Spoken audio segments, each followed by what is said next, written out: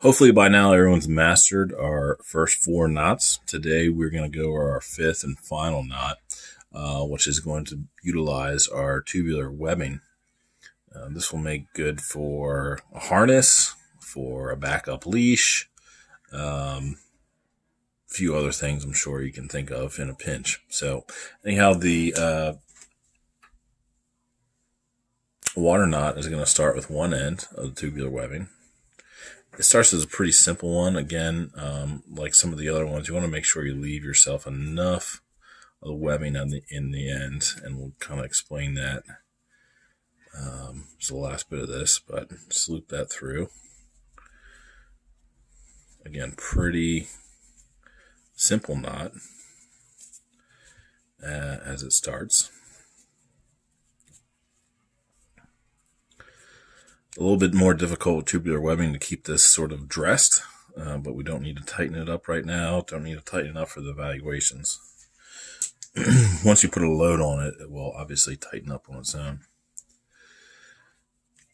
And then we're going to take the other end of the webbing and just trace it back through, which is similar to your figure 8 water bend. So again, give yourself enough room and then trace this around. A little bit more through there. I like to line up.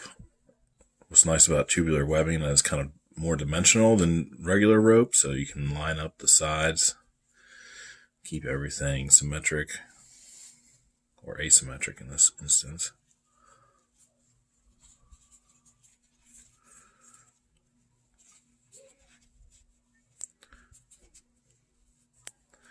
Keep it all dressed. So this is your basic water knot right here.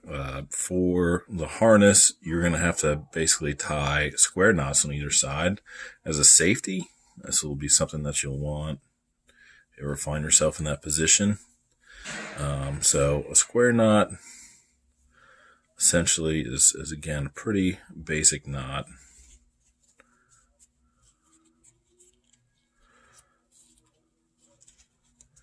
You're going to do this on each side.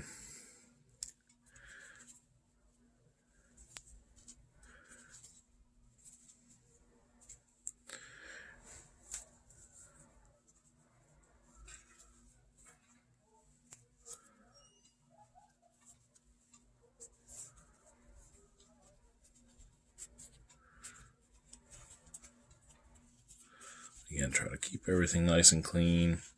Harder to do with the webbing.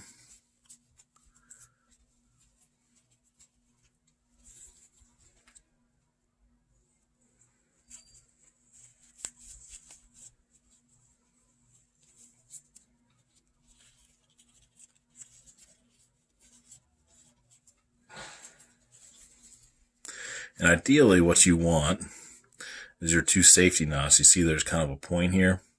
You're going to want these to both be pointing in the same direction. Like that. All right.